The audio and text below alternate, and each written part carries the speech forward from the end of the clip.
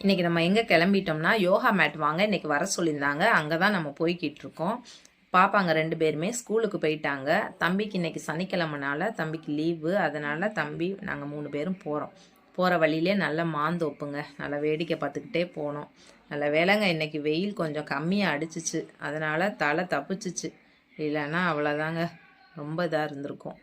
அப்புறம் ஊரணி வந்துச்சு. ஊரணியும் அப்படியே ஒரு பார்வை பார்த்துட்டு போயிட்டே இருந்தோம்.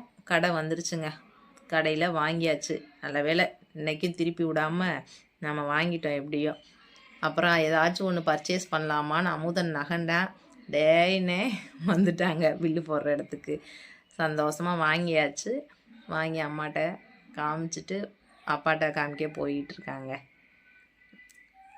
ஜாலியாக போய் வண்டியில் ஏறியாச்சு. போகிற வழியிலே சோடா வேணுமான்னா குடிச்சிட்டு வீட்டுக்கு வந்தால் பிள்ளைங்க வந்து 5 நிமிஷம் ஆயிடுச்சு. வந்து கொடுக்கவும் நல்லா என்ஜாய் பண்ணாங்க.